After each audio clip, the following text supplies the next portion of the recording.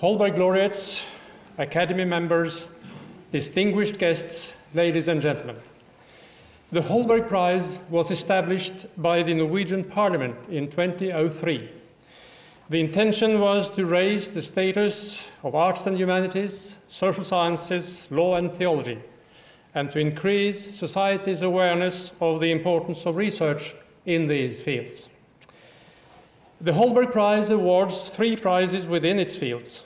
These are the main Holberg Prize, which is international and worldwide, the Niels Klim Prize, which is awarded to young researchers in the Nordic countries, and the School Prize, which is awarded to high school students in Norway. The Holberg Prize is administered by the University of Bergen on behalf of the Norwegian Ministry of Education and Research. The university has appointed a board for the prize. As the chair of the board, I would like to thank the American Academy of Arts and Sciences for inviting us to organize this event at the Academy, which is a perfect arena for providing information on the Holberg Prize and for discussing important issues within the fields covered by the prize. It is great to be here, and it is great to see so many distinguished guests.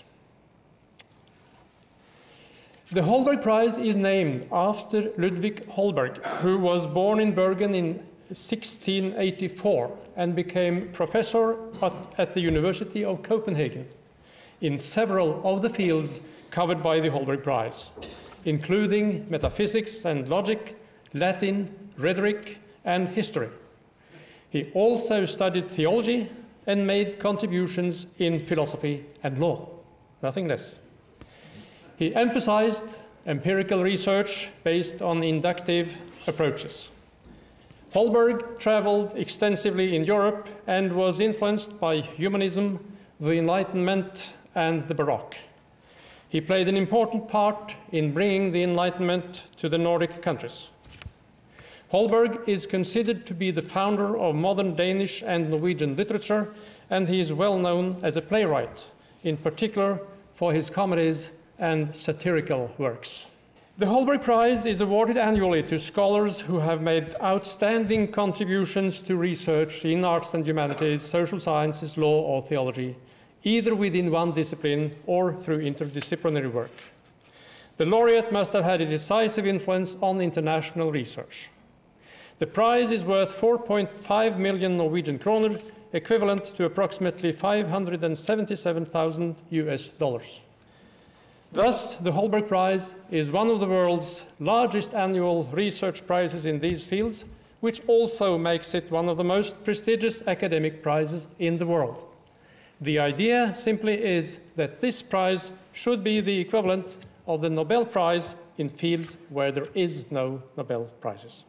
The first Holberg Prize was awarded to Julia Kristeva in 2004. We have had 8 other laureates from the arts and humanities: Frederick Jameson, Ian Hacking, Natalie Davis, Jürgen Kokka, Michael Cook, Marina Warner, Stephen Greenblatt, and Honora O'Neill. 4 of the laureates are social scientists: Jürgen Habermas, Shmuel Eisenstadt, Manuel Castells, and Bruno Latour. 1 laureate, Ronald Dworkin, is from the field of law. So far, there has been no laureate from theology, although history of religion is the specialty of one of the laureates within humanities, Michael Cook. The formal ceremony for the prize takes place in Bergen in June every year. The Holberg Prize laureate receives the prize from His Royal Highness Crown Prince Haakon. Next year's ceremony is on the 6th of June. The selection of the laureate is based on nominations of candidates. University professors and scholars at other research institutions, including academies, are entitled to nominate candidates, and deadline for nominations is the 15th of June.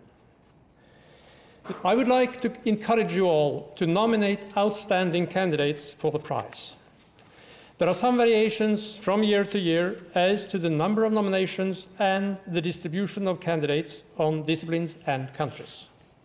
For next year, we have received nominations of 81 candidates.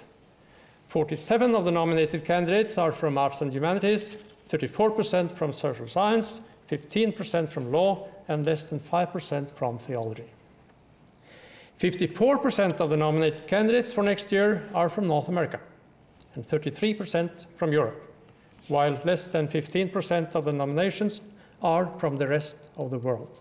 We would like to encourage nominations from all over the world.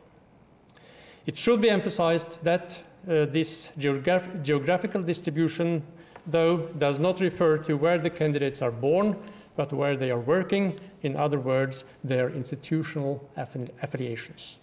The nominated candidates are evaluated by an academic committee which is appointed by the board of the Holberg Prize.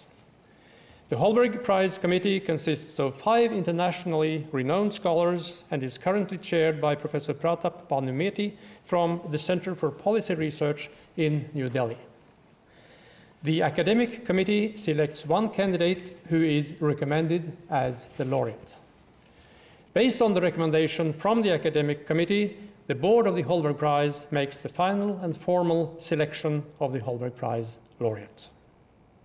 And next year's laureate, will be announced on the 14th of March. Finally, I would like to express our great gratitude to all of you for joining us this evening. In particular, I would like to welcome former Holberg laureates Manuel Castells and Stephen Greenblatt, who will discuss the status and importance of research in the social sciences and humanities today from the perspective of their respective disciplines. Furthermore, it is a great pleasure to welcome well-known journalist and writer Eliza Griswold, who will moderate tonight's discussion. Eliza, the floor is yours. Please. Thank you.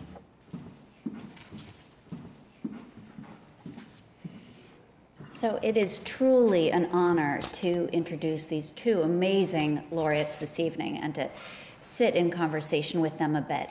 So Stephen Greenblatt is Cogan University Professor of the Humanities at Harvard University. He's the author of 13 books, including The Rise and Fall of Adam and Eve, The Swerve, How the World Became Modern, which is the winner of the 2011 National Book Award and the 2012 Pulitzer Prize, and Will in the World, How Shakespeare Became Shakespeare. In addition, he is general editor of the Norton Anthology of English Literature and the Norton Shakespeare. His honors include the MLA's James Russell Lowell Prize, the William Shakespeare Award for Classical Theater, 2 Guggenheim Fellowships, and the Distinguished Humanist Award from the Mellon Foundation. He was president of the Modern Language Association of America and has been elected to membership in the American Academy of Arts and Sciences, the American Academy of Arts and Letters, and the American Philosophical Society. He was also named the 2016 Holberg Prize Laureate. For his citation for the Holberg Prize, I'm going to read to you a bit from the citation. His work has had immeasurable impact on the practices of history, literary studies, and cultural criticism well beyond his own specialist area. He has provided us a vocabulary through which we can approach the task of understanding our times and its history. His work has been animated by the idea of life as art, and as art revealing something important about life. He has fashioned new methods by which the relationship between the word and the world, the text and the context can be understood. Stephen Greenblatt is one of the most important Shakespeare scholars of his generation. He will be in conversation tonight with Manuel Castells, which is so much fun to get to introduce both of these guys and to hear a little bit about them from their own mouths, because reading them is remarkable, but hearing them, I've had the pleasure of being on a call, just hearing them riff to one another a little bit about what their minds contain, and I hope that we get to let you in on that pleasure tonight, because it's truly remarkable.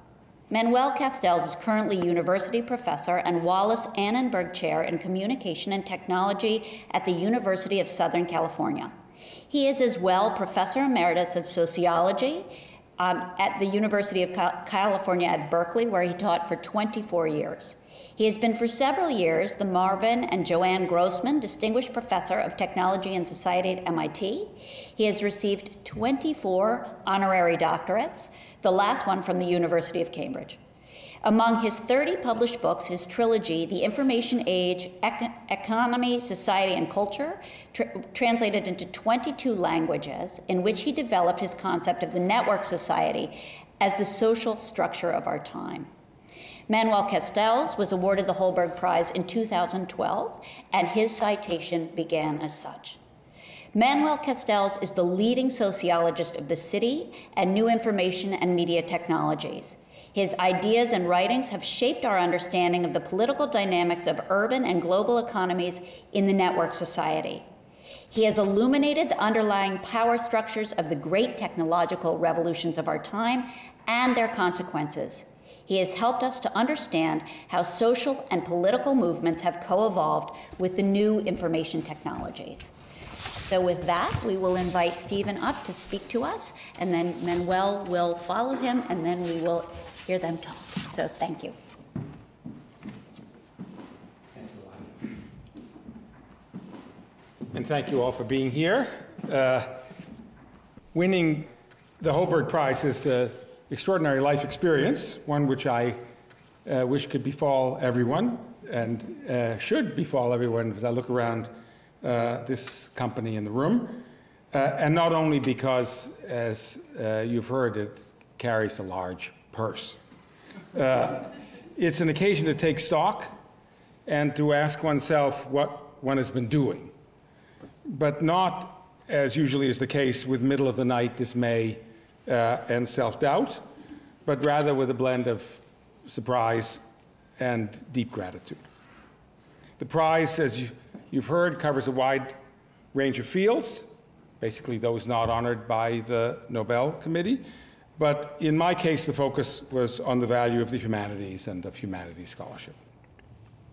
In my acceptance speech in Bergen, I recounted my own personal route to a lifetime of engagement with literature, dwelling in particular on the ambivalence of my response to The Merchant of Venice and on the strange way that play manages to insist on the humanity of its despised and villainous Jewish moneylender. The assignment of this evening's event is to step back from the personal and to reflect on the importance of my field in our contemporary world. And here I feel slightly less confident than I feel talking about my own personal route. For centuries, the academic disciplines that go by the name of the humanities, the study of ancient and modern languages, philosophy, literature, art, and music, have occupied a central place in the liberal arts curriculum. The magical power of works of art and of masterpieces of thought to reach across vast tracts of time and space, their exploration of the expressive potential of the human mind, their ability to capture the whole range of experiences from the most exalted to the everyday, make them an essential resource for education. Those entrusted with the task of shaping the minds of the young have long believed that sustained and directed immersion in the humanities provides crucial equipment for living. And though this immersion can be exceptionally demanding, as anyone who's tried to master Latin grammar or to follow Dante step by step around the spirals of hell, purgatory, and heaven can attest, the rewards are comparably great. It's deeply pleasurable to enter the sensibility of a different place and time, to hear a new voice, to be touched by an unfamiliar culture. It's critically important to escape from the narrow boundaries of our immediate preoccupations and to respond with empathy and understanding to lives other than our own. It's moving, even astonishing, to feel that someone you never met is speaking directly to you. But it's no secret that the last few years have witnessed a significant decline in the number of students who elect to major in all humanities fields, including such related disciplines as linguistics, archaeology, and history.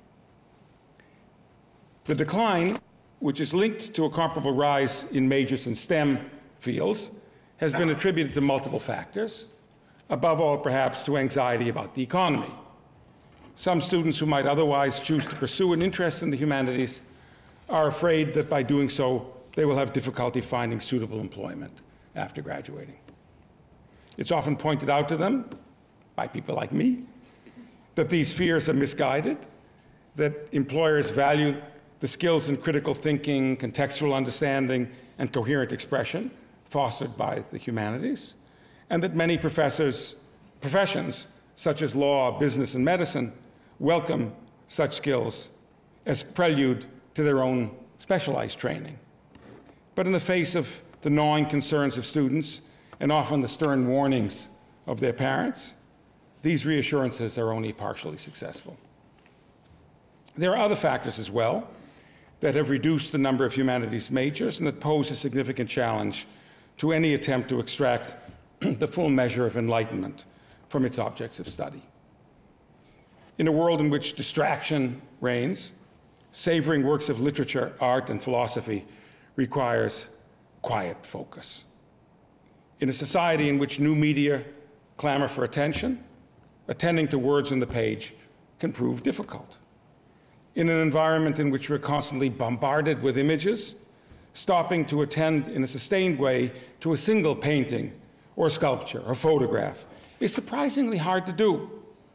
And in a period obsessed with the present at its most instantaneous, it takes a certain effort to look at anything penned earlier than late last night.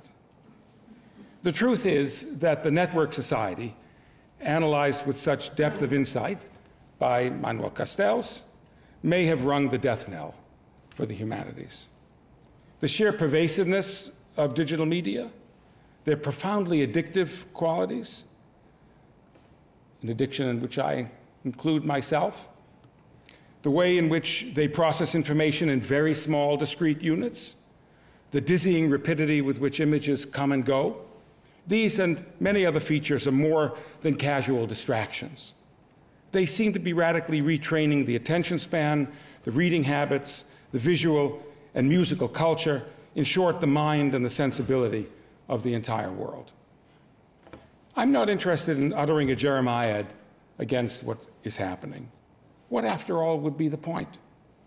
Though there are terrible downsides, the network society and the digital innovations that have enabled its triumph are too desirable and in many ways too genuinely beneficial simply to wish them away. At the core of what is beneficial, in my view, is, to use an old phrase, the advancement of knowledge. And though I find the pace of the cultural changes unprecedented, I do not think that the changes are themselves altogether new, nor is the pressure that they bring to bear on the humanities. The network society, insofar as I understand it, and I tremble slightly to make any statements of this kind in the presence of Manuel Castells, the network society was anticipated in the 17th century by the Royal Society, and its implications for the future were already imagined in Francis Bacon's New Atlantis, with its teams of research scientists in Solomon's House, gathering information from all over the world, exchanging ideas, testing hypotheses, conducting experiments, and carefully recording and sharing the results. And for Bacon, the great project of discovering the truth could only flourish if the mind was purged of illusions in which the humanities, as he understood them, were deeply implicated. Hence, the idols of the tribe, the idols of the cave, the idols of the marketplace, and the idols of the theater. The fulfillment of Bacon's remarkable vision was realized in the 19th century, to take a single example, in the work of Charles Darwin, whose achievement depended not only on his own empirical observations in the Galapagos and elsewhere, but also and crucially on his vast network, a network of correspondence. It was through his astonishing array of pigeon fanciers, amateur fossil hunters, dog breeders, weekend geologists, botanizers, birders, and the like, that Darwin amassed the data that he used to test and shore up his key insights. Toward the end of his life, in the autobiographical sketch he wrote for his family, he weighed the personal cost of this achievement. Up to the age of 30, or beyond it, he reflected, poetry gave me great pleasure. Even as a schoolboy, I took intense delight in Shakespeare, he wrote. I've also said that formerly pictures, by which he means paintings, gave me considerable, and music, very great delight. But now, for many years, I cannot endure to read a line of poetry. I have tried lately to read Shakespeare and found it so intolerably dull that it nauseated me. I've also almost lost my taste for pictures and for music. Darwin was honest enough to acknowledge that he has lost his taste for the humanities. He knew that what had happened bore some relation to the work he'd been doing, that is, to the network of correspondence constantly sending him new information. My mind, he wrote, seems to have become a kind of machine for grinding general laws out of large collections of facts. But why this should have caused the atrophy of that part of the brain alone on which the higher tastes depend, I cannot conceive. Darwin did not regret the stupendous work he had done. He understood when he was writing this the full magnitude of what he had accomplished. But he lamented its effect on him. The loss of these tastes, he wrote, is a loss of happiness and may possibly be injurious to the intellect and more probably to the moral character. I'll return to Darwin at the very end of these brief remarks, though I do not have a straightforward answer to the problem that perplexed and distressed him. But the key point here is that the study of the humanities, unlike, say, the study of geology or evolutionary biology, is not a history of progress. If I'm ill, I do not want my doctor to treat me with therapies that were in vogue in the 1690s, heaven forbid, or even in the 1990s. I want what is most current. And even if I recognize that what is most current will someday soon seem quaint and outdated, perhaps entirely wrong-headed, I nonetheless opt for the latest course of treatment. For I'm confident that my doctor is a trained professional who keeps up with the most recent medical advances, and I'm confident, too, that these advances are based on rigorous scientific method, supported by elaborate and sophisticated data collection, and circulated in the network. But none of this is true for the works that represent the great achievements in the humanities. The works themselves do not chart an upward history of improvement, nor do the attempts to understand and interpret these works. Of course, scholars of literature, music, and art have long assembled vast numbers of facts, using them to correct mistakes, illuminate obscurities, and establish context. This was already true for ancient Alexandria. Moreover, there's currently in the field known as the digital humanities an energetic effort to mine the vast online textual, visual, and musical archives that are now available. But the results, interesting as they are, do not constitute anything like progress in the knowledge of anatomy that can be traced, say, from Galen in the 2nd century of the Common Era to Vesalius in the 16th century, to the MRIs and CAT scans of our own time. There are human enterprises in which we expect and indeed demand the latest and most advanced version, not only medicine and biology, of course, but also astronomy, mechanical engineering, geophysics, and computer science. But the humanities are not among those enterprises. Still more startling is the fact that the work studied in the humanities show so little progress. They're equipment for living, but the age of the equipment does not matter. Or, strangely enough, its distance from our own immediate circumstances. Let me remind you of the paintings on the walls of Lascaux or the Grotte Chauvet in southern France from 30 to 32,000 years before the present. If you've had the privilege to see any such things, even to see images of them, but seeing in reality the way they look on the walls of the cave, taking advantage of the buckles and depressions in the walls, you are overwhelmed, and justly so. And it's extremely difficult to understand how they could possibly have been done and the time scale at which you're looking at these works, some of which actually we know from carbon dating. Some of them had begun, and then the artists returned to the interior. Artists returned to the interior of the caves, risking the cave bears that lived in them, up to 5,000 years later, and completed some of the same paintings using the same style 5,000 years later. It's almost impossible to grasp. There are very few representations of human figures, almost none, in the earliest cave paintings, but they do bear the marks, strange marks of human presence in the form of handprints. I was talking about these today with Dean Kelsey, who's here.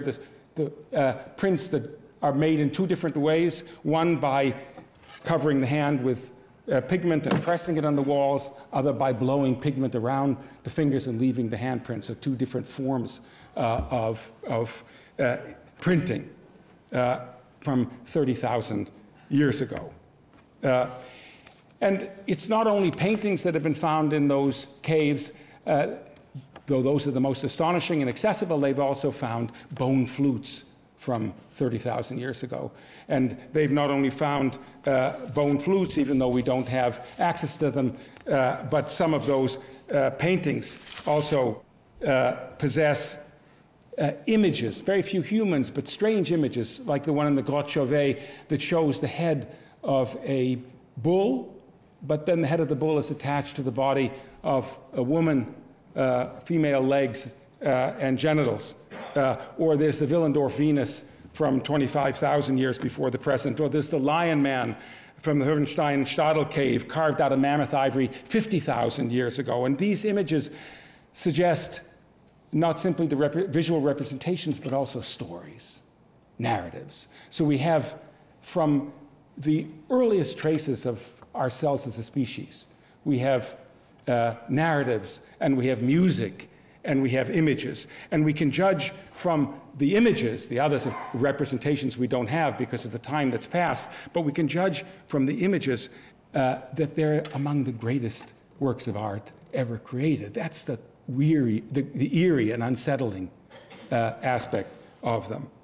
The reindeer from Font de Gaume, painted around 17,000 years ago, are not better, let's say, than the Tang oxen or Rembrandt's great side of beef or Picasso's bull, but it would be obviously untrue to say that they're worse. And the same is true of the literature that we possess, not from so long ago because we don't possess any of that, but from as early as we can get. Certainly from Homer, the Orlando Furioso or the Fairy Queen is not better than the Odyssey or the Iliad. And even the earliest surviving work of literature, Gilgamesh, which dates from about 2100 BCE, even in its broken and fragmentary form, clearly has much of what we most value in the greatest works of literature: vivid characters, narrative power, and an encounter with the deepest questions of life and death. So we're back to the place where we began, which is the strange absence in my field of any sign of progress. Given the fact that the earliest works we know are already so astonishingly powerful, one question that follows is, how do new masterpieces ever emerge? They evidently do not do so by replacing what's been created, so that we simply discard the paintings in Lascaux or the Gilgamesh or the Iliad, consigning them to the attic and embracing newer and better versions. What happens instead is a history of radical innovations, explorations of uncharted territories, and aesthetic surprises. Bao Juyi's Song of Everlasting Sorrow from 9th century China, Murasaki Shikabu's Tale of Genji from 11th century Japan, Dante from 14th century Italy, Cervantes' Don Quixote from the 17th century, Jane Austen's Pride and Prejudice from 19th century England. The list obviously could be extended indefinitely. After the work has appeared, it's possible for scholars to reconstruct some of the sources and analogs that's made it possible. We all gather around, people like me, and explain how that happened. But these are always only in retrospect. No one could have predicted them ahead of time. I've said that I would return briefly to Darwin before I come to a close, as I'll do so now. What I want to observe is that the Darwin I was citing earlier was a man near the end of his long career, and indeed very near the end of his life, looking back after decades of sifting through data, grinding out general laws, as he put it. His key intellectual breakthroughs, however, the ones that changed the course of the world, came when he was quite young, in the course of his voyage in the Beagle in 1831-32. On that voyage, he had with him Lyell's great book on geology, but he also had his two most beloved books, Shakespeare's works and Milton's Paradise Lost. That is when Darwin's mind was at its most incandescent and original. And then, at that moment, he was still passionately engaged with the humanities. Thus, it was not only out of Victorian sentimentality, I think, that he went on in his autobiographical musings to reflect, if I had to live my life again, I would have made a rule to read some poetry and listen to some music at least once every week. For perhaps the parts of my brain now atrophied would thus have been kept active through use. and I commend this policy to you. Thank you very much.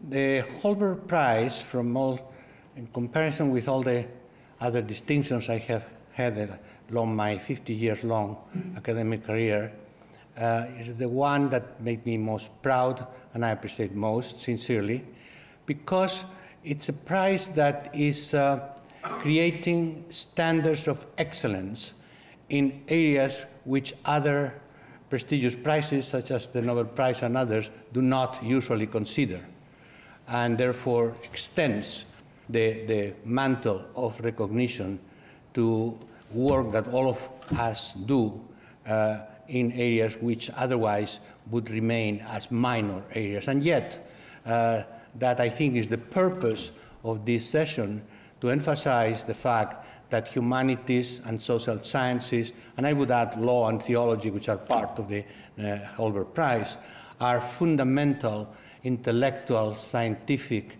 activities for the fate of humanity. And these areas not only always have been, as my colleague Stephen Greenblatt showed, essential for the understanding of who we are and what we want and what we don't want. But it's more important than ever in a world in which we are living in fast change, where meaning is lost in the swamps of post-truth, which I call lies, and where legitimacy of traditional institutions in all fields are being shaken. In that sense, humanities and social sciences are now essential, more than ever, to build human consciousness in our historical period, a time of troubles. I will try to do as my colleague Professor Greenblatt did with humanities. I will try to do some similar exercise with the social sciences, which for me, as for many in my profession, are sciences, not elucubrations, not fantasies, sciences with a different kind of object and methodology, but not necessarily less rigorous than other fields of science. We do not surrender to the idea that there are the hard sciences and the soft sciences. There are sciences that have to adapt their methods and concepts and style of research to their object. And of course, it's not the same if we move from one field to another. But the rigor, the methodology, the epistemology should be similar, or we'll never be able to build a language that is common to entire human knowledge. That's my perspective. And that's what I would like to express briefly from the vantage point of what I know, having dedicated 40 years of my life to the study of the social, economic, and cultural transformations related to, not produced by, the extraordinary revolution, in this case it's not a hyperbolic statement, that has taken place since the 1960s and 70s in information and communication technologies that have become, to a large extent, in interaction with social and institutional processes, the sources of power, wealth, and meaning in our world. Because our world is this network society. We want it or not. We may regret it, we may hate it, but it is what we are in, and therefore we have to know it. The same way in which the industrial society that emerged from the Industrial Revolution in interaction with the transformation of class societies, of the nation state, etc., was the industrial society where we live and through which we managed to survive with atrocious wars, with tremendous levels of exploitation. But that was our society, and the network society is our society. So we have entered blindly this storm, and the absence of scientific knowledge during this process of entering a new form of social organization has been replaced by utopias and dystopias from Silicon Valleys and Luddites of the new type, propagated by the media in spite of the heroic efforts of some journalists who try to do differently, that have obscured our capacity to tame and direct this process of multidimensional change. We need more than ever to know what we are doing and where we are, because the speed of what we are doing and the depth of the transformation is truly unprecedented. For a very simple reason, we are made of information and communication. We humans are information and communication entities. And if the way we inform ourselves and communicate with everything else are deeply, totally transformed, this transforms every aspect of our lives. How? Well, that's exactly the role of social scientists, not of ideologues, not of poets, although poets could interpret the nonsense of the sense. But in fact, we know many things. Many things. Social scientists, we know many things about this transformation. There are dozens and dozens of rigorous research institutions around the world studying this transformation, particularly more recently. When I started this in the late 1990s, not many. But I remember I am a member of the Scholars' Council of the Library of Congress, and when someone in the council said, well, in fact, the internet is not very important, and we don't know anything because, for instance, it should be important in education, but we don't know anything about what happens in education. So, oh, really? You want the entire bibliography on exactly empirically what we know about the impact of internet in the classroom and in the minds of the children, in the minds of the teacher? So, oh, sure. Within 10 minutes, I sent 125 references linked to specific sources in different languages about that topic, because that's what the internet allows us to immediately go into a data bank and diffuse. And then some people may criticize this, some people may disagree, but we know many things which are not known by the public at large. And that's one of our roles, to keep doing this work of digging in the society we are building or destroying, both ways. Because you know about all these dystopias about internet, it's very simple. Internet is us. It's a mirror, refracted mirror of what we are. And therefore, since I don't have a great opinion of the humankind, I'm more Hobbesian than Rousseauian. So all the horrors that we are reflected in the internet. And you know what? I think it's good, because we can look into this mirror and realize our reality, our distorted humanity, our hypocrisy. In that sense, I think revealing the truth about our civilization, our dreams, our nightmares, by looking into what's happening when we are alone in our web, doing that is a great exercise of sanity and therefore ultimately maybe of redemption. So let me just add a few facts to see how social science is able to counter this inability to understand the world we live in. First, I remind you some elementary facts, in terms of the speed of this transformation, thinking that information, communication, and fundamental human activities. In the first survey of internet users in the mid-1990s, not prehistoric, was about 40 million users.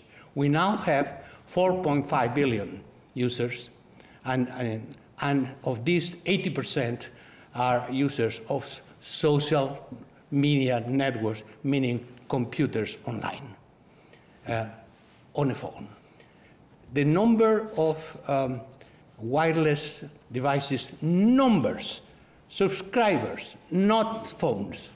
In 1991, first survey, were 16 million of these numbers of subscribers. Today is 7 billion in a planet of 7.5 billion, meaning the entire humanity is connected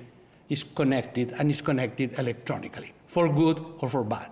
Should we try to understand what's going on and modify our views on what is being done and what is normal, abnormal, politically important, not important?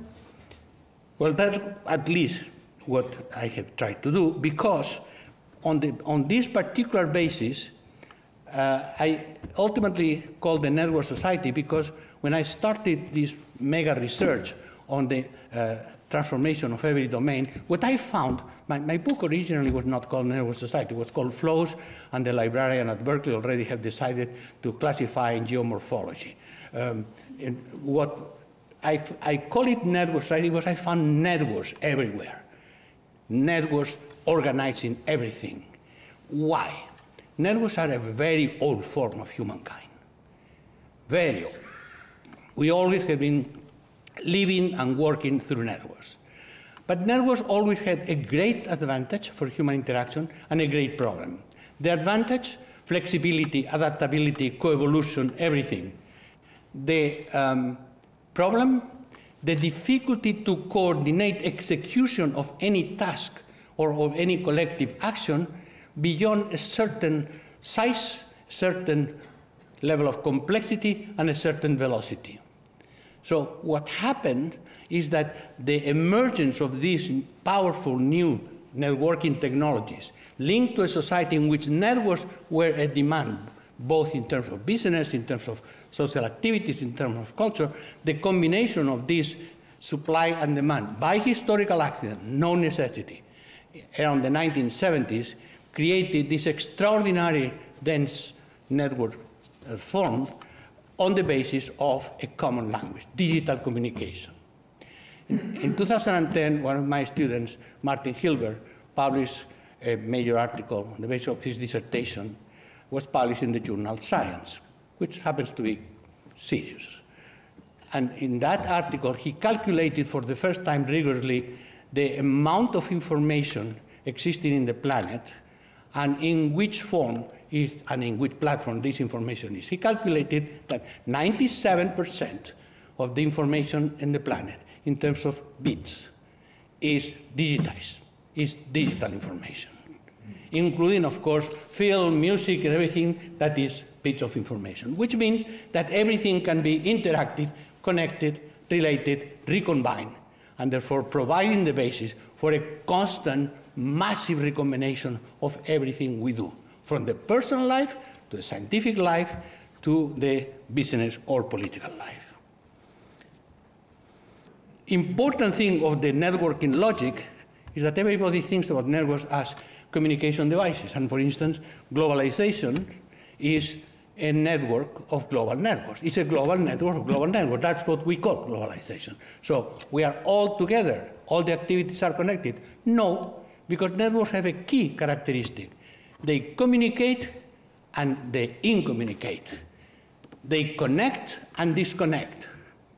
So what the networking logic at the global level has allowed is that everything that has value according to the programs of the networks, meaning financial value, political value, cultural value, is connected.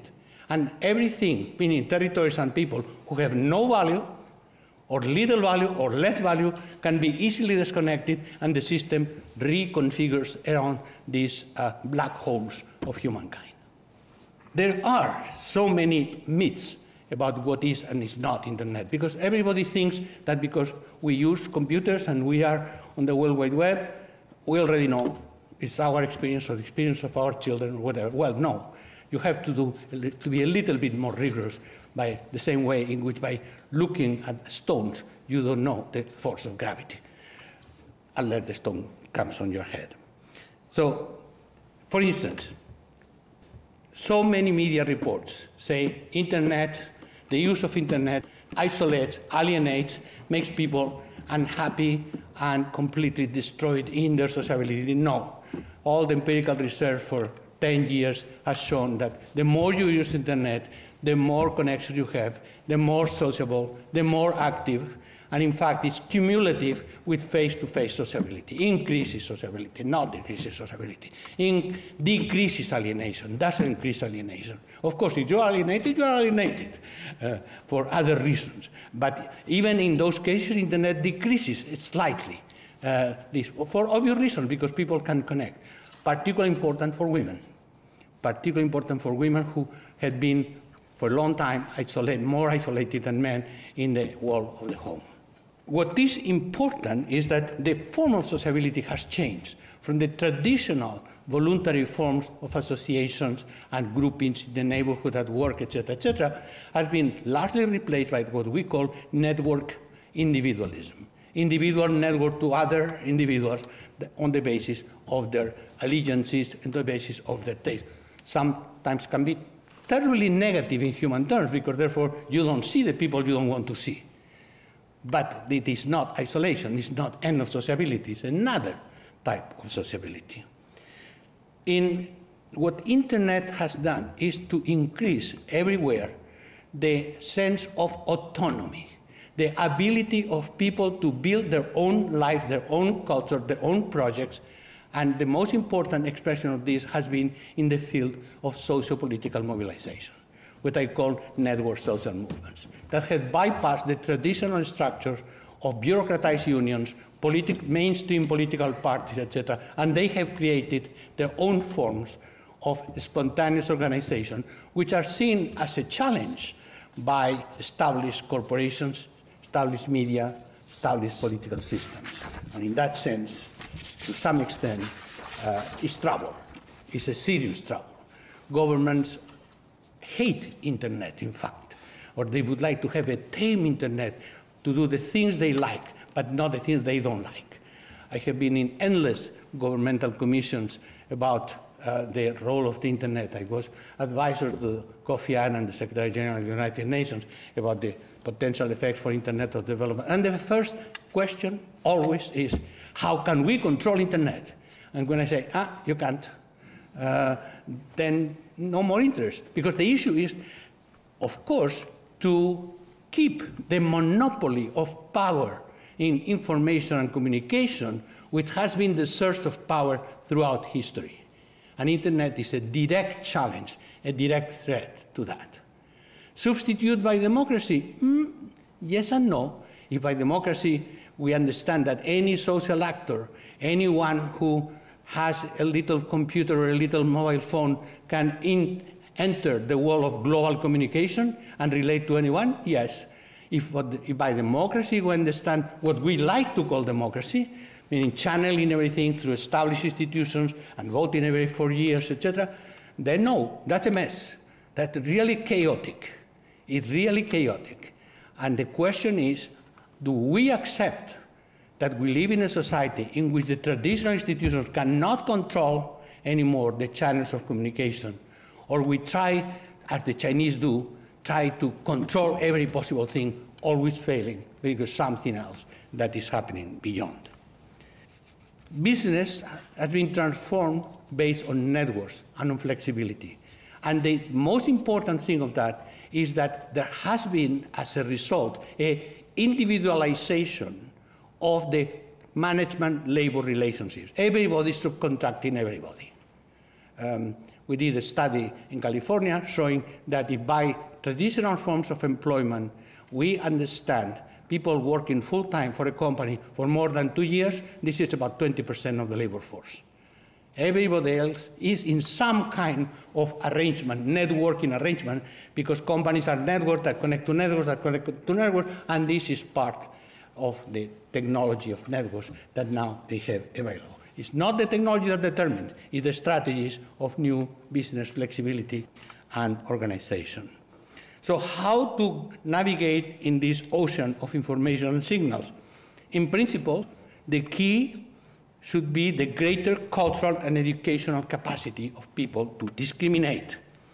However, the flow of lies and half-lies has become too large for individuals or civil society organizations to create counter-information flows, particularly because of the massive use of bots, of robots that accelerate and amplify these lies throughout the network. So if our president tries to run the country and the world by propagating lies and threats over Twitter in the middle of the night, we cannot do much about it. We comment it on it, we react on it, and by doing so, we increase the centrality of his figure and of his lies, precisely because we go into the discussion and we are always ready to read or listen to what he's saying. Therefore, the media themselves are overwhelmed by this flow and cannot organize the public debate, partly because their legitimacy has been eroded. You know, the time of the good media always saying the truth is also a myth. Remember some newspaper, kind of serious, New York Times, reporting that weapons of mass destruction had been found in Iraq and directly linked to the beginning of the Iraq War? That was the New York Times, and one can cite many other elements because the media also purvey the ideas, the interests of different groups. What has happened is now is free for all. It's not just the New York Times. Anybody can say anything. Chaotic, yes. Are we ready to live in chaos? Because if we are not, if we cannot find ways to manage chaos, we are in a bad dream, because this is not going to change because we refuse to see the reality. And in that sense, some help at restoring truth in connection to professional journalists that still exist, heroic usually, and in connection with citizens at large, this restoring of truth has to come from independent, reliable academic research, validated by the global community of scholars, defining our standards of historically relative, always relative truth. This has always been our mission, and this is essential in a world of unprecedented transformation polluted by post-truth. This is the social relevance of social sciences nowadays, and this is not a self-serving statement by my way of acknowledging the mission that the Holberg Foundation is accomplishing for the goodness of humanity. Thank you very much.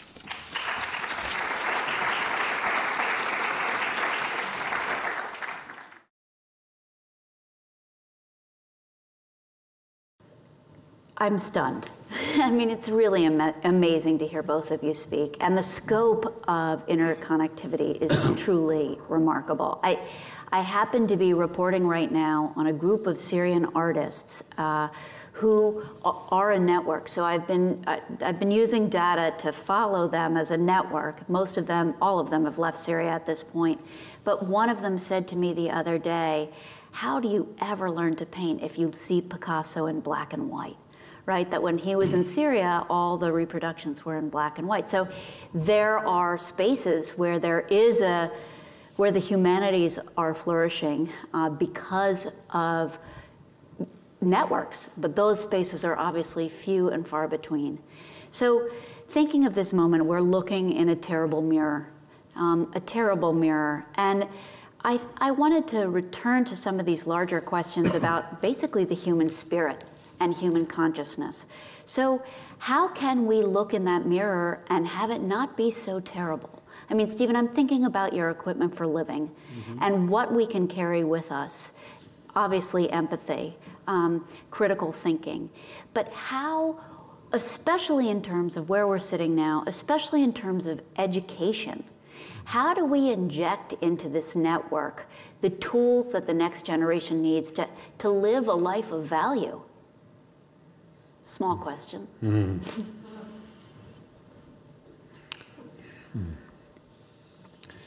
I don't obviously have an answer, adequate answer. I think we are not doing well in terms of our culture's ability to not only to manage chaos, but as you say, to provide tools for the generation that is basically the generation not represented in our room at the moment, younger even than you, Eliza, that is, you know, has been born into this world. I think of my own children and grandchildren who inhabit a world in which, and then I sit and look, as we all do, at people who normally would have been interacting in a different way on the subway, or and they're Manuel tells me that they're not, in fact, alienated, that they're actually in some way being sociable, but to me it looks like they're in a weird form of isolation, one from another, in a what ordinarily would have been a social space. And I think that our educational system isn't addressing this very well, but I'm not sure I know the answer. Or rather, my answers are rather belong to a different generation in which we didn't think of ourselves principally as communication and information entities, but as something else, something that beings that weren't defined by the amount of digitized information.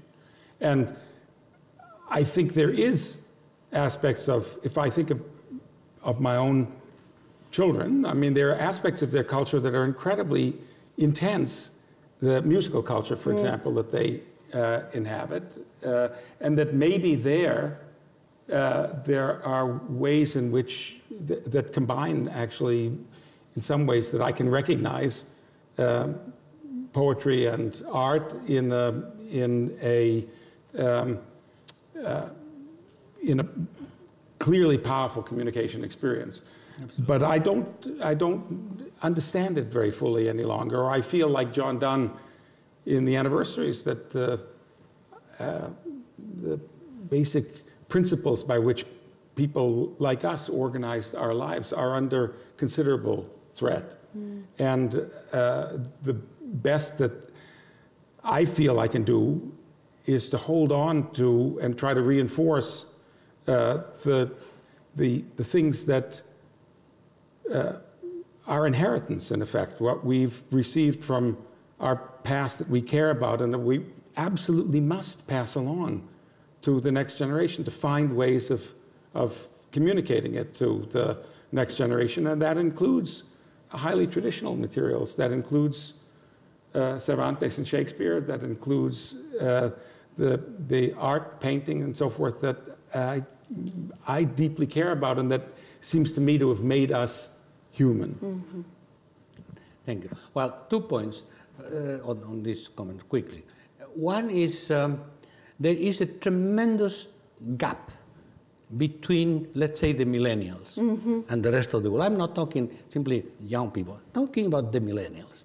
And the only thing we know about the future, the only thing is that the future is made by the people who are young today. That's the only thing, for sure. And it's not true that, as people say, that, well, when they will be 50, they will be like us, being 50 or 60 or 70. No, because the process of being and becoming transforms yourself, as Heidelberg explained, and everything. So there is a tremendous gap, and I can give an empirical illustration.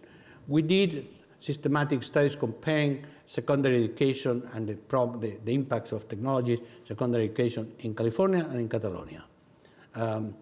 And they have exactly the same dropout rate, 32% of secondary education. Main reason for this dropout rate, main reason, they are bored in class. Because, and I think Shakespeare is wonderful, but it's the way in which they are taught, the way in which the pedagogical relationship is established, it's a complete different level of what they experience all the time.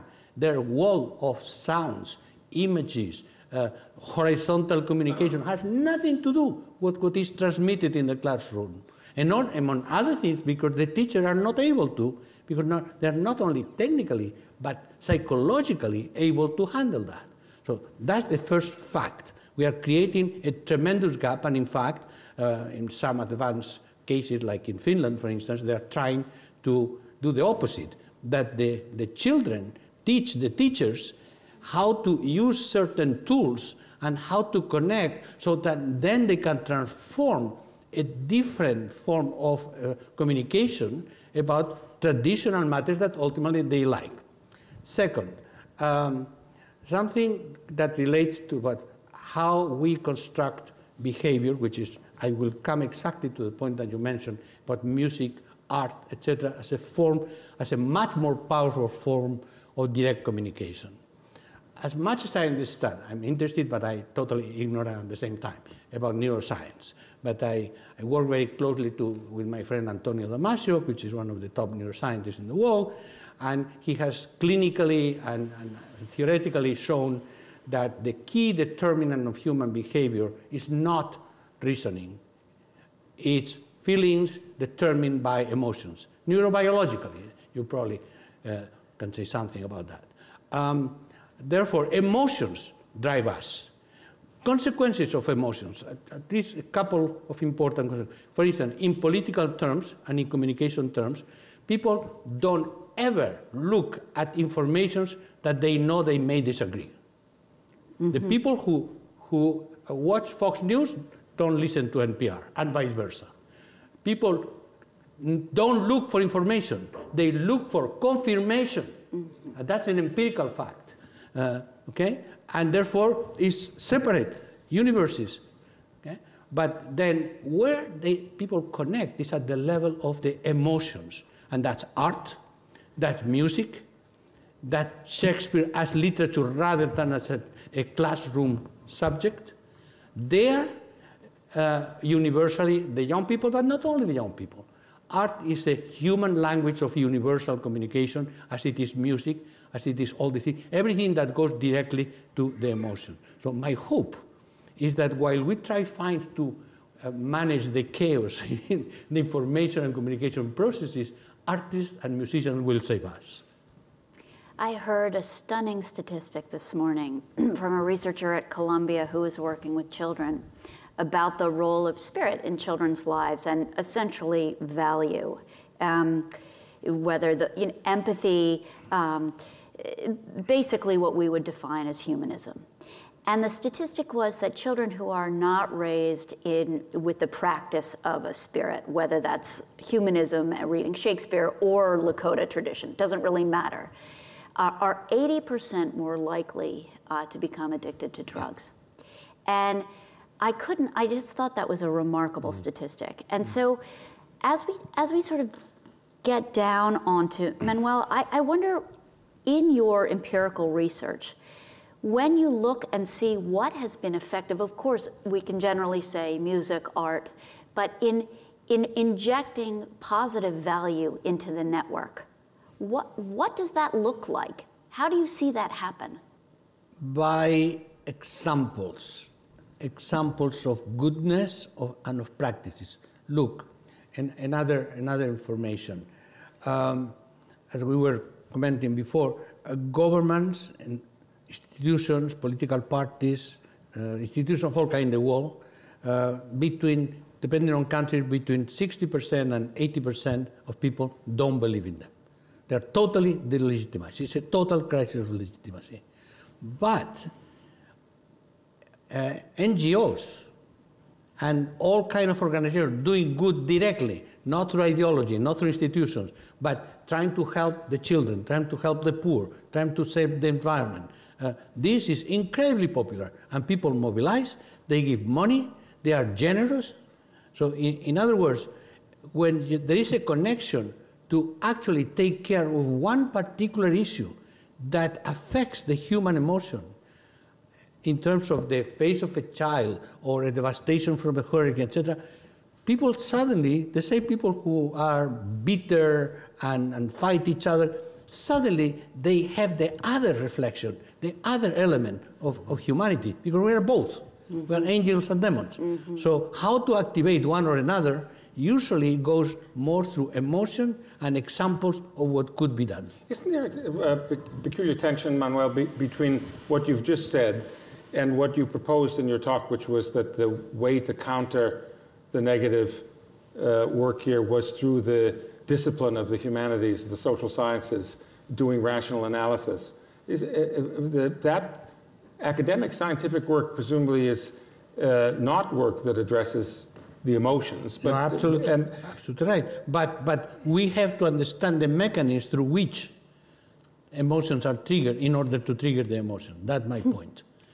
So we cannot do the emotions. The emotions is people, but we can understand the emotional mechanism and the institutional and exemplary mechanism through which things are triggered or not triggered. Mm-hmm. So it's knowledge applied to push towards certain positive aspects. The positive aspects are normative, by the way. Mm-hmm. What is true for you or for me is not necessary for everybody. Stephen, when you are addressing some of these problems in the classroom, I mean, has the prevalence of the internet, has the network society changed the ways in which you teach at all? I mean, I'm in an unusually privileged position, so I'm not on the front lines of what we're talking about here. My students, it's true, have a different relation to media, but they're incredibly eager.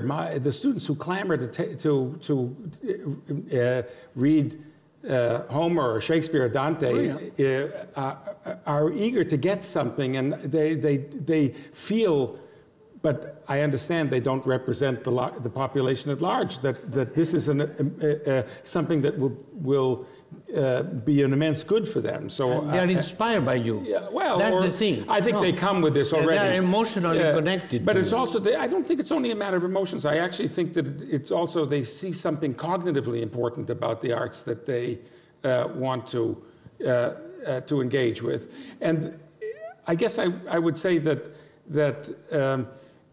the only thing is I protect myself. I don't allow my students to use their computers in class. Mm-hmm.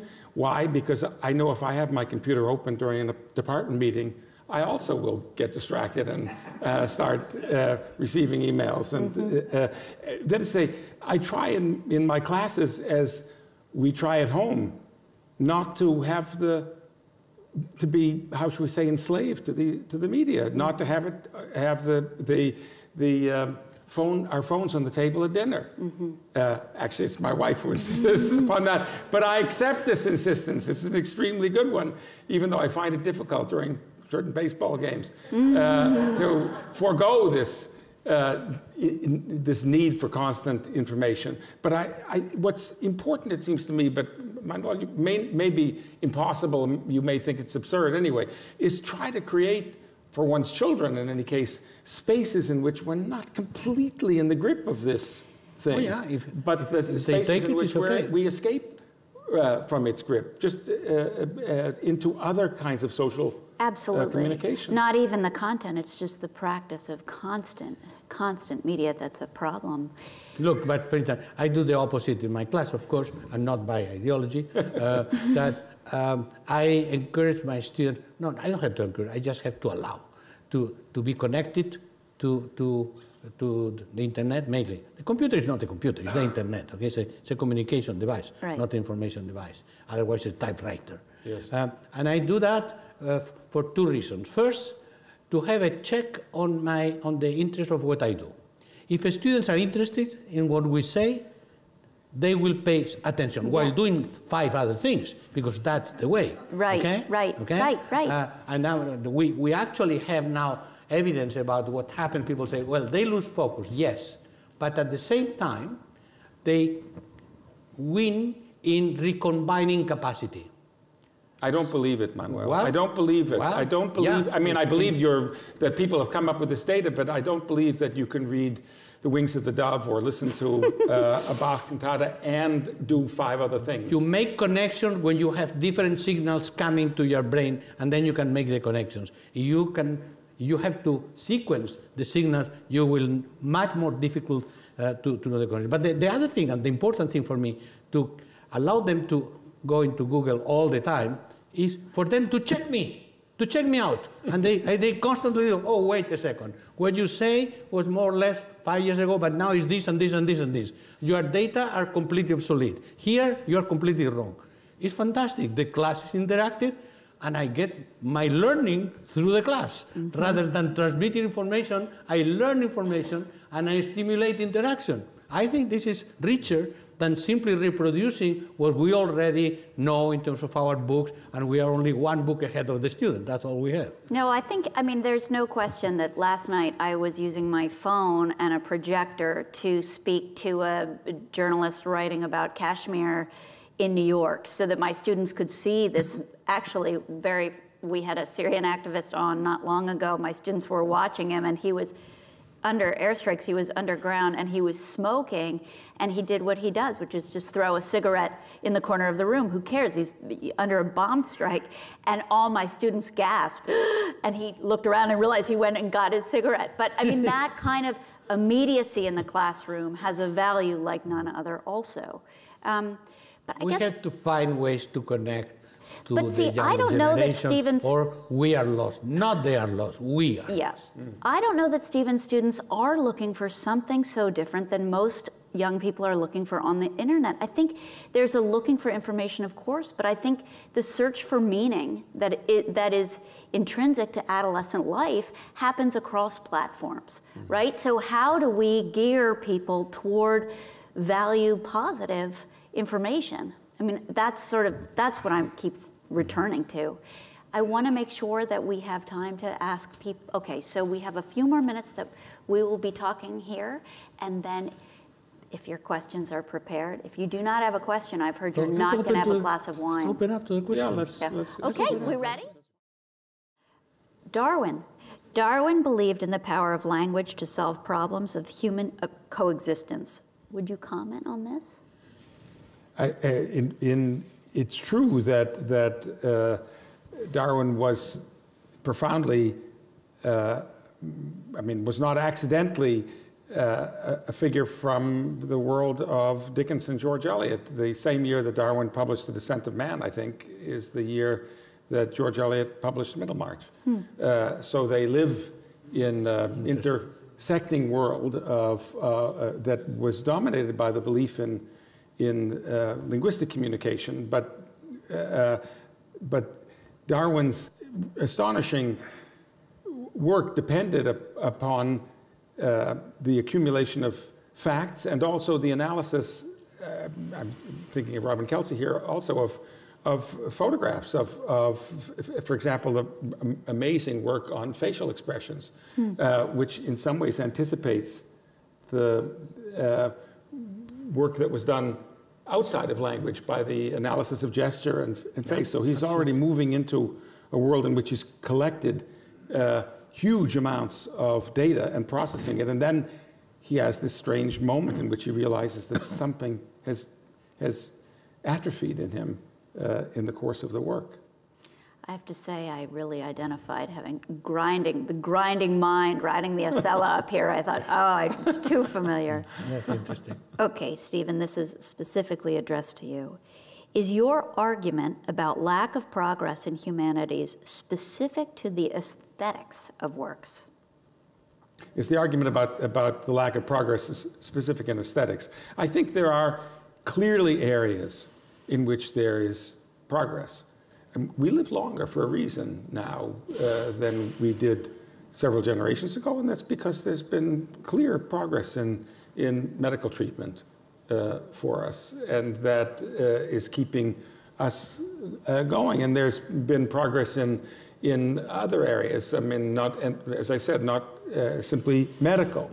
I do think, and it's a problem for me because I'm supposedly a new historicist. I'm interested in context, as I am, in how works of art come out of particular historical contexts. But I think that many of the works of art that matter most to us, probably all of them, depend upon extremely long-term and unprogressive nature of human life, grappling with certain fundamental experiences of desire and fear, longing and labor and death that were already present in the species that left their paintings on the walls 35,000 years ago. So one of the reasons that art is so strange and wonderful is that it's precisely not a world in which the Google search will tell you you're way out of date. It continues over. It will say you're on target. Yeah, exactly.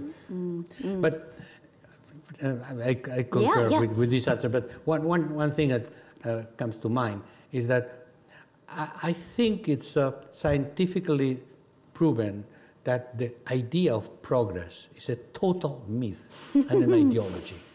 the idea of non-progress. This is all about linearity of time and human existence, and it's not such a thing. If just in normative terms, progress, 20th century, 2 mega wars with hundreds of millions killed and countries destroyed, barbarism, concentration camps, extermination. Come on. In comparison to human history, the worst, most destructive, less human century has been the 20th century. And we are entering the 21st with not great prospects.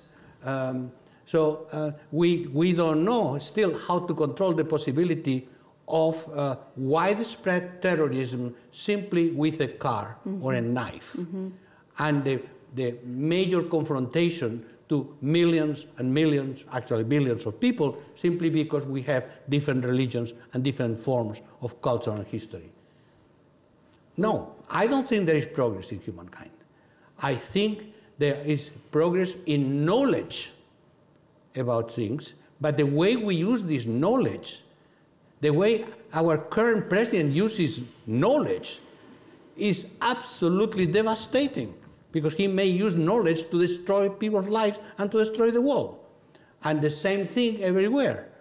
So let's step back and decide that there is no such a thing in normative terms as human progress, which is what it is progress of technology, science, development, there absolutely. But my key point is that we have an extraordinary advance in technological, scientific knowledge terms, and a complete backwardness in moral, ethical, and ability to live together as humans. And the contradiction between these two processes is explosive. What about on an individual level, Manuel? What about on an individual level? So there's no such thing as collective progress as an entity, right?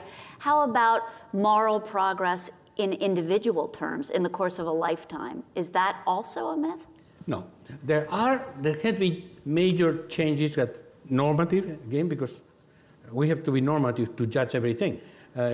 Because in scientific terms, you don't have to be normative. You have to analyze what it is. But there are some extraordinary things that have happened, linked mainly not to technology, not to knowledge, but to what I call social movements. Is people, collective action, challenging the dominant values of society. Two most important. Feminist movement has changed the way women think about themselves. And this has changed everything, literally everything. This is a major transformation, and this is the last 50 years, even if there was feminism throughout history in many ways, but usually they ended up burned at the stake. But this has been a major transformation. The environmental consciousness is a major transformation. Most people in the world today are conscious about the ecosystem, about the fact that the planet could live very well without us, but we may not be living in the planet because we destroy the capacity to live in this planet if we continue doing what it is. But here I go. We have progress of human consciousness about the environmental catastrophes, and we have institutions that block what we could do with knowledge to prevent these catastrophes. This is my double thing. It's progress in values, progress in knowledge, and backwardness in institutions. Stephen, I was thinking after Darwin, that same idea of synthesizing data coming from multiple sources. Another wonderful example would be Rachel Carson. You know, when she wrote Silent Spring, she was writing that partly in response. She was herself a biologist at the U.S. Fish and Wildlife. Yeah, but she was receiving information from readers about their direct experiences of DDT and other pesticides.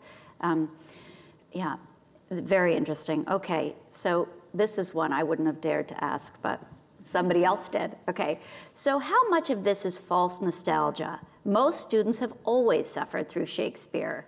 Most people of any generation have not been appreciative of higher arts. Is this just that elites are distracted, so now we notice it? I'm someone who suffered through Shakespeare in my first encounter, junior high school, with As You Like It, which I despised. But I would have said that we can certainly have a conversation about this, that there has been it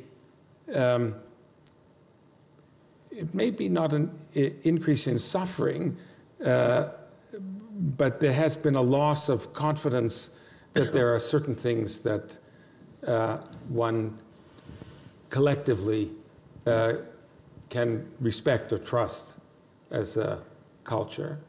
That is to say, it goes along with the peculiar way in which, when I was younger, they were certainly not impeccable, but there were a set of television networks that provided the news. There was a set of newspapers that one relied on to provide the news. There were a set of works that were more or less agreed to represent some kind of collective value. And I think that there's been a significant erosion of that collective idea that we have these things that we can rely on. And as Manuel says, there's also certain advantages to that loss of agreement. So it's not only, we don't have to be entirely nostalgic about it, but there have also been, I think, significant downsides to this. So it's not a question of whether you find As You Like It more or less interesting now than you would have, but the trust. I had some doubts about Miss Gillespie, who assigned As You Like It years ago, but I assumed somehow she represented an institution that had made a decision as to what actually was valuable. And the fact that I didn't get it was just part of a local distress on the way to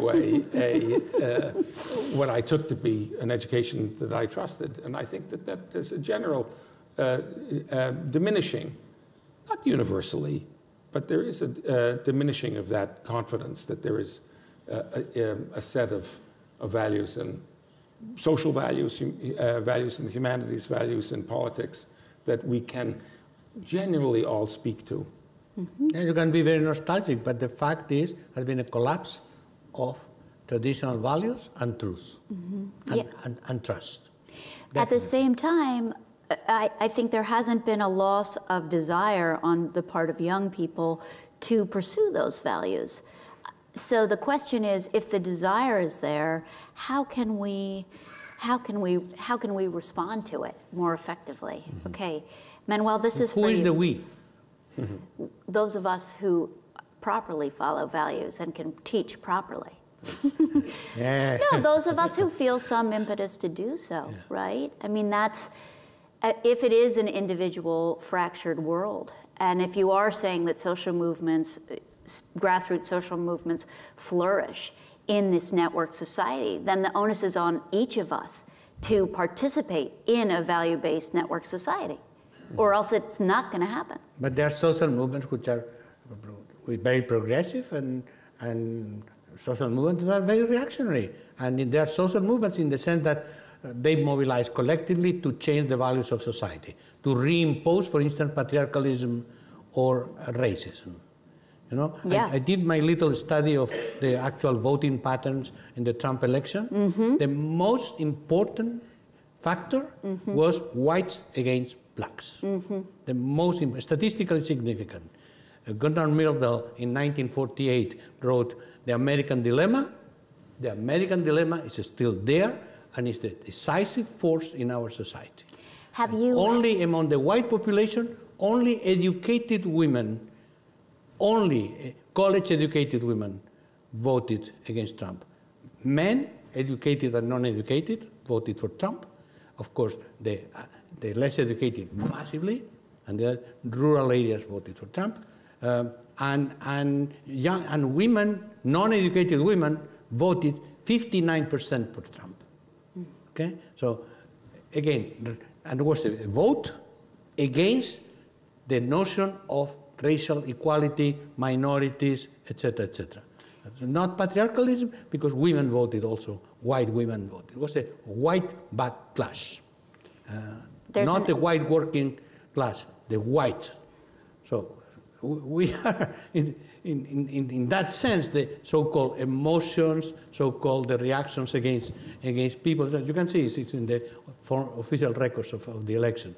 That's why my question about progress of humankind. Absolutely. I challenge that. Absolutely. I challenge that. We had the civil rights movement, we had everything. We have a black president, we have every possible sign of progress. But there's something deep in the human psyche going back in terms of the values as soon as we release the devils of our own psyche. Absolutely. There's I have a question, a lighter question for Steve.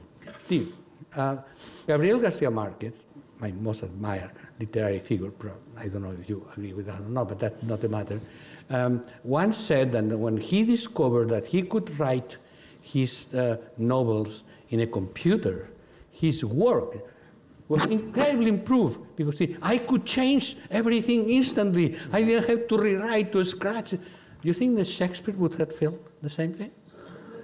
Interesting question. I think that yes, it's possible, because I think that what I immediately think is that it goes against, of course, what the myth about Shakespeare was, that Shakespeare's original editors said that they received from him scarcely a blot in his papers. That's to say that he never corrected. But everything that Shakespeare scholarship has said over the last generation is that he seems to have revised more or less constantly, possibly for commercial purposes.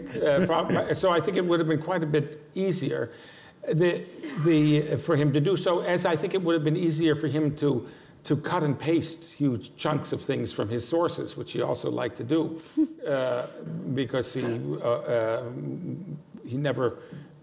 rarely made up something from scratch. He always moved things around from sources. So I do think that he would have enjoyed it and probably used it. I think that the interesting question for me is what the effect of the internet would have been on his extraordinary capacities for language and for entering into characters. So that I don't know, actually. I don't, because I'm not quite clear now what its effect is. I do all my writing, as I'm sure you do all of your writing on the internet. I'm in on the word processor. And I've lost even, like my students, I feel my hand being exhausted after a while if I'm actually forced to write for any length of time. But I think the old technology did do certain things for you, and probably did certain things for Shakespeare, including slow you down at crucial moments. I agree. And I don't know what it would have meant for him to give that up. I agree. And you see, there is no real study on this topic, which for me is fundamental for creativity. No real study about the differential creativity, productivity, etc., in writing by hand, works of fiction, or writing by computer. I try to push some students to do that, but I think that could be a great study absolutely. to do. But you would need experimental subjects, and difficult to find because no one wants to write in hand. Sorry about the Not at all. It's wonderful. All right. So, Professor Castells, there is some evidence that the very act of pointing out that something is a lie actually propagates the lie, as you said. How can we counter this? First of all, by not retweeting. Not retweeting. No retweeting. That's the main thing, because we constantly even make a joke and say, you see what he said today? Actually, his presidential campaign, particularly the primaries, was a genius of communication strategy, because he understood the number one rule. He was doing and saying outrageous things. Outrageous. And everybody would say, he can never win an election by so and so. But what happened is that the media and everybody else were all the time paying attention to what he was saying and this outrageous thing. So, for or against, but he was always in the media. He was always the center of the debate. and there's one rule in television, is dichotomic. You are in or you are out. Why you are in, it doesn't matter. And how are you proposing, it's like proposing that you not think of an elephant, if I say an elephant, how are you proposing to stop people from paying attention and retweeting? I mean, in other words, how would you get people to stop such a thing? I don't understand. Well, one good thing is the campaign that exists but will not work, about asking the owner of Twitter, who is after all a private company, to expel Trump, because there are a number of rules that you have to follow, and here then all kind of indecent speeches, all kind of lies, everything. So that could be one thing. But other than that, I agree with you pessimistically. I don't think that you can stop people from retweeting and say, hey, look at what he said now. Yeah. I have to say for myself that I think that the ways in which we're likely to take a turn in a different direction will be through quite old-fashioned politics, sort of the ordinary politics of interest groups organizing themselves sufficiently to change the course, not something magical and new, but something traditional and old. I absolutely agree. I think we're seeing a moment, I mean, it's working quite a bit on religious extremism over the years, especially, you know, looking at militancy abroad. So often militancy is fed by a lack of value-based society. Like, what matters to us? And we see in the response, the upwell of response to Trump, we see young people, it's trendy to be part of, not Antifa, not looking at wild, violent behavior, but looking at putting your Facebook post, you know, resist it's trendy. And sure. So at first that commodification of resistance really bothered me, T-shirts and selfies and all of that. And then I thought, why is this bother? Allow it to be. This is how people are propagating their own image of resistance. And yeah, and those are, I think that's a traditional movement that will use new means to spread itself. But the social networks are full of cries of opposition and slogans against Trump, etc. But my argument is by, at the same time, this changes the consciousness of the people, but at the same time maintains the presence of Trump even negatively. However, I think this is reversing the popularity somewhat. Ultimately, it's still there. What hopes do you see for humanistic creativity in the digital world? I see lots of hope there. I mean, the one thing I didn't say, both about current students but also about art, is that I think there's an explosion of fantastic work from the digital world. If you go to the Venice Biennale, let's say, you suddenly realize that there's the media have transformed, the new media have transformed the art scene in incredibly exciting ways, and have put all kinds of cultures together in interesting communicative ways that haven't been before. And that's also true locally at our university. I said rather glumly that there's a decline of humanities majors, which is true, not only at Harvard, but virtually everywhere, but a huge increase of the number of people who actually want to make art at universities. Yes. It's quite remarkable. And that's a sign of, I mean, it's not good for people like me who want to teach Coriolanus, but it's unbelievably good for art making and often using digital technology. So I'm actually quite optimistic about that. No, art is on the rise, for sure. Yeah. In education, in society, and in the markets, in the financial market. Yeah. Art is incredibly more and more valued and more expensive. That's too bad. Okay. All right. So it does make me think of these Syrian artists, right, for whom the network society not only literally saved their lives because they learned how to get out of Syria from one another online, on WhatsApp, on Facebook, but their major cultural influences and their collaborations are one another online. So although a physical, geographic Syria no longer exists, is open to them. That's over. Syria's over. But a virtual country, a virtual, as they say, a virtual Syria exists and flourishes. Yeah. So digital diasporas is now the term that brings together many cultures that also eventually also are movements to fight back and take back their societies. Exactly. So in that sense, the one thing I can say at least about the internet networks, etc., they're incredible powerfuls to resist and change. Yes.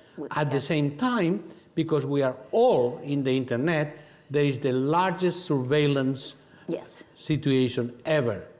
We don't have privacy, that's absolutely clear. And therefore, it's at the same time the only advantage that the powerful don't have privacy either. Anyone with a cell phone uploading something can catch any person, any personality on the spot and ruin his or her career. Yeah. So now they have to hide. Suddenly, the powerful ones are the ones who have to hide from public view because everybody immediately knows everything. We have in many, many cases. So, but the one thing that's sure is that we have much more power to fight, but at the same time, forget about privacy. It's I've been thinking all in the back of my mind all during this conversation about Montaigne's friend Etienne Laboissy, who wrote a work called The Against One, the Contre Un. And he was trying to figure out how you could stop tyranny from happening. And he had two ideas. One, he thought of some kind of nonviolent resistance. He thought violent resistance was not wise. But if you could organize people, it's a little bit like organizing them not to tweet. If you could organize people simply not to do what the tyrant asks you to do, don't bring him his coffee in the morning, don't take care of him. I mean, it's just one person. If you could get enough people not to do that, that would bring down someone. But understanding, as I think he did, that this was unlikely to happen, or that it would be difficult to happen. It would be difficult because you wouldn't be able to identify those people whom you could create a network with to agree to not provide the coffee to the tyrant. So he said, if only you could create in people a window so that you could look at them and see whether they were in favor or opposed to tyranny. You could then create a world of opposition. But then he realized that would also be, the window would be available to the tyrant as well.